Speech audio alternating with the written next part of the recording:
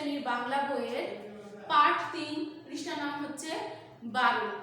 তো বন্ধুরা তোমরা চতুর্থ শ্রেণীর আমার বাংলা বইয়ের দেখো পাঠ 3 বড় রাজা ছোট রাজা গল্পের দেখো 12 নম্বর পৃষ্ঠায় দেখো উপরে প্রথমে দেয়া আছে শব্দগুলো পাঠ থেকে খুঁজে বের করি অর্থ বলি। তারপরে দেয়া আছে 2 নম্বর ঘরের ভিতরে শব্দগুলো খালি জায়গায় বসিয়ে বাক্য তৈরি করি। তো বন্ধুরা আজকে আমি তোমাদের সাথে 1 নম্বর ও 2 নম্বর নিয়ে আলোচনা করব। তো বন্ধুরা প্রথমে আমাদের আলোচনার বিষয় হচ্ছে 1 নম্বর শব্দার্থ। তো বন্ধুরা চলো আমরা মূল আলোচনায় চলে যাই। আমি শব্দার্থগুলো শব্দ এবং অর্থগুলো বোর্ডে লিখে দিচ্ছি, এগুলো তোমরা মনোযোগ দিয়ে দেখবে এবং লিখবে। তো বন্ধুরা দেখো এখানে 1 নম্বর প্রথমে হচ্ছে শব্দ দিগ্বিজয়। আগে আমি শব্দগুলো লিখে দিচ্ছি।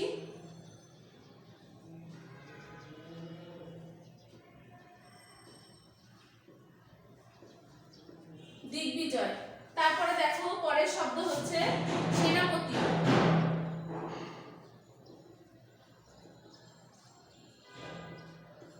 তারপরে দেখো রাজত্ব।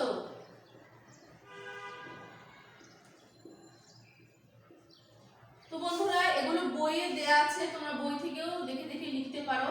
তারপর দেয়া আছে দেখো জয়ঢাক। তো বন্ধুরা আমি আগে এই 4টি শব্দের অর্থ লিখে দিচ্ছি। দিগ্বিজয় শব্দের অর্থ হচ্ছে চারিদিকে নানান জায়গা জয় করা। চারদিকে নানান জায়গা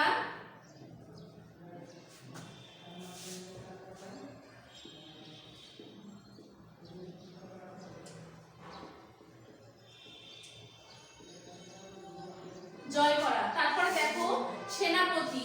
সেনাপতি শব্দের অর্থ হচ্ছে প্রধান সেনাপতি বা সেনা দলের প্রধান। সেনা দলের প্রধান।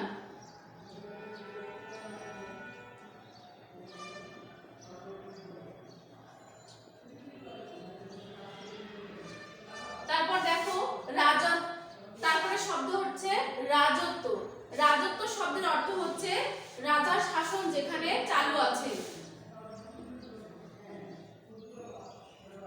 রাজার শাসন যেখানে চালু আছে।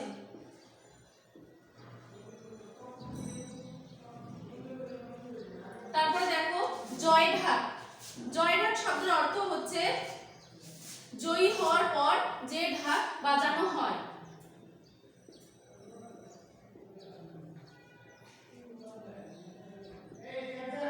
জয়ী হওয়ার পর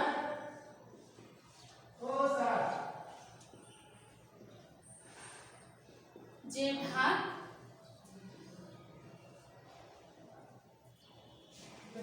বাজানো হয়।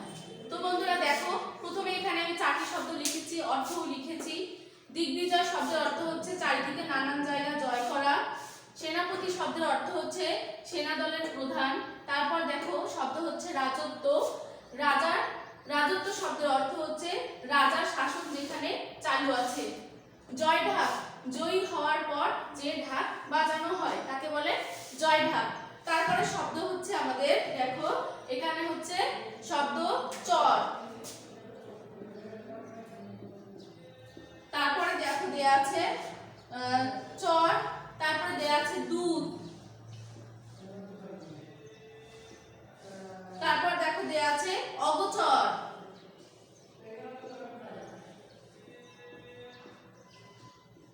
তারপর দেখো খাপ্পা। তারপর দেখো দেয়া আছে মন্ত্রণা। তো বন্ধুরা এই 5টি আগে শব্দের অর্থগুলো লিখবো আমরা। দেখো চর শব্দের অর্থ হচ্ছে গোপন খবর।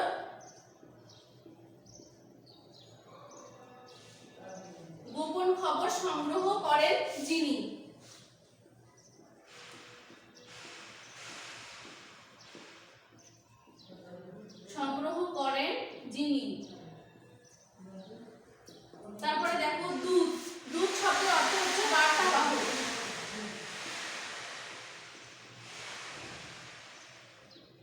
তারপরে দেখো অগোচর।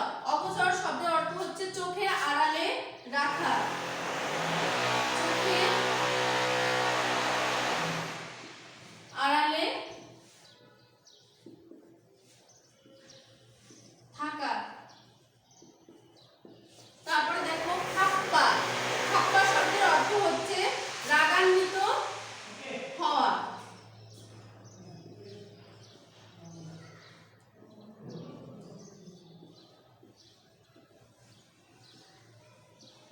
তারপরে দেখো মন্ত্রণা। মন্ত্রণা শব্দের অর্থ হচ্ছে পরামর্শ। তো বন্ধুরা দেখো এখানে আমি কয়টি শব্দ লিখেছি, মোট 9টি শব্দ লিখেছি। প্রথমে 4টি লিখেছি, পরে 5টি লিখেছি। তো এই 5টি শব্দের অর্থ আমি আরেকবার তোমাদেরকে বলে দিচ্ছি। চর শব্দের অর্থ হচ্ছে গোপন খবর সংগ্রহ করেন যিনি। দূত। দূত শব্দের অর্থ বার্তাবাহক।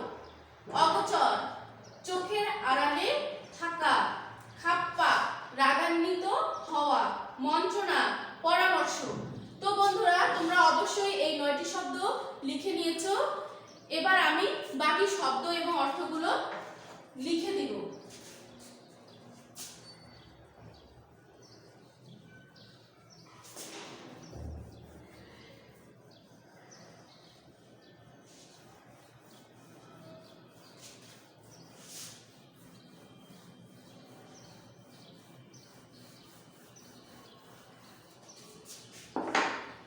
দেখো তারপরের শব্দ হচ্ছে অনুবীক্ষণ।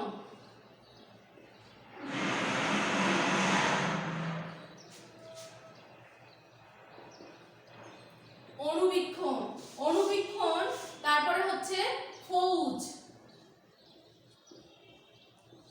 তারপরে শব্দ হচ্ছে অস্ত্র। তারপর হচ্ছে সন্ধি। তো বন্ধুরা তোমরা আগে শব্দগুলো লিখে নাও। তারপর দেখো রথ। তারপর দেয়া আছে রথী। তারপর দেখো দেয়া আছে ঝোপঝাড়।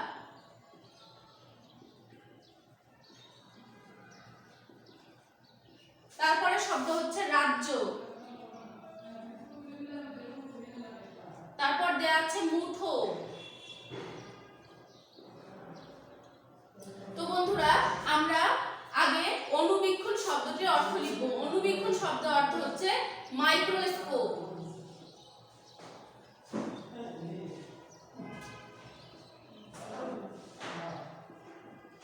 অনুবীক্ষণ শব্দের অর্থ হচ্ছে মাইক্রোস্কোপ। তারপর দেখো ফৌজ। ফৌজ শব্দের অর্থ হচ্ছে সৈনিক।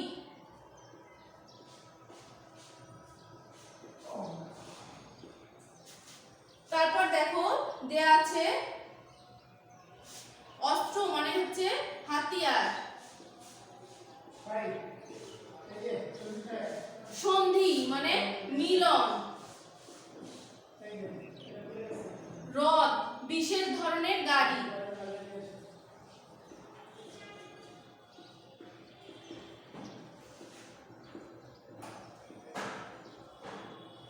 তারপর দেখো দেয়া আছে রথী। রথী শব্দের অর্থ হচ্ছে রথ চড়ে যুদ্ধ করেন যিনি।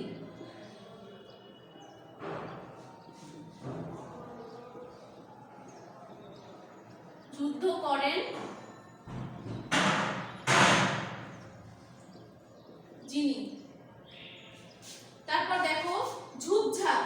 ঝোপঝাড় শব্দের অর্থ হচ্ছে পতনের শব্দ।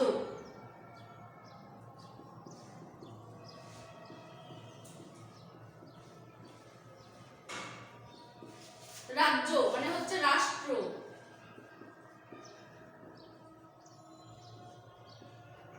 মুঠো মানে মুষ্টি।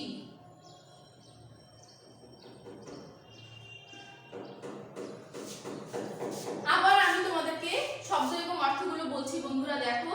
অনুবীক্ষণ। অনুবীক্ষণ শব্দের অর্থ হচ্ছে মাইক্রোস্কোপ। এটি এমন একটি যন্ত্র যা দূরের জিনিসকে বড় করে দেখা যায়। ফৌজ। ফৌজ শব্দের অর্থ হচ্ছে সৈনিক। অস্ত্র। অস্ত্র মানে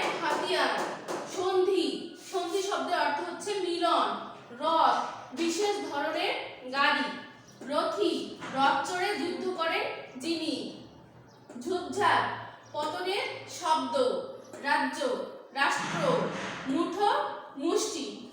তো বন্ধুরা দেখো 1 নম্বরে আমাদের শব্দ এবং অর্থগুলো লেখা শেষ।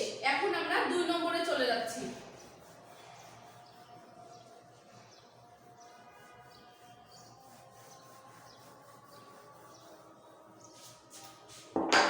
দেখো বন্ধুরা 2 নম্বর দেয়া আছে, ঘরের ভিতরে শব্দগুলো খালি জায়গায় বসিয়ে বাক্য তৈরি করি।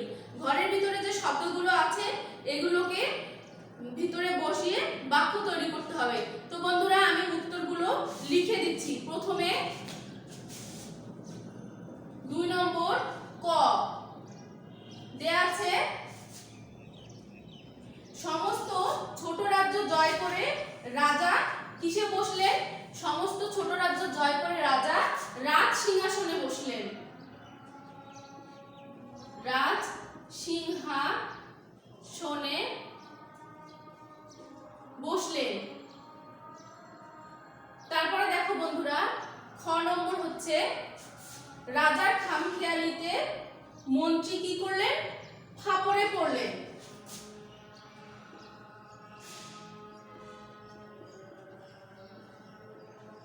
তারপরে দেখো গ নম্বর হচ্ছে, রাজা ড্যাশ করে এসেছেন। রাজা দিগ্বিজয় করে এসেছেন।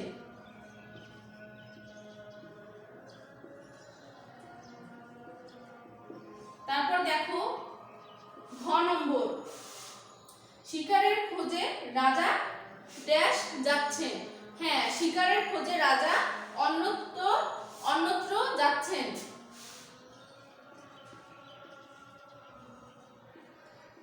তারপর দেখো উম নম্বর শব্দের অর্থ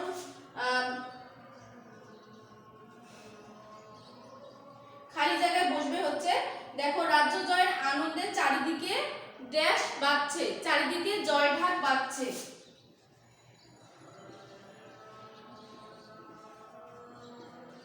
তারপর দেখো চ নম্বর হচ্ছে, রাজা ড্যাশ করলেন ছোট রাজা পালিয়ে যেতে পারে। রাজা আন্দাজ করলেন।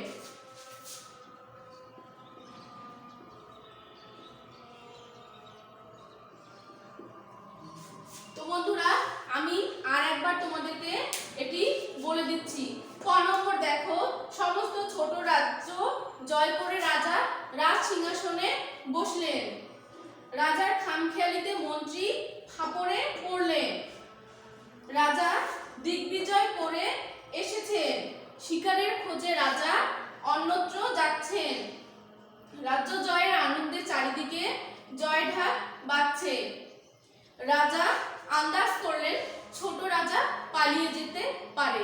তো বন্ধুরা আজকে আমরা 12 পৃষ্ঠার 1 নম্বর ও 2 নম্বর সম্পর্কে আলোচনা করেছি।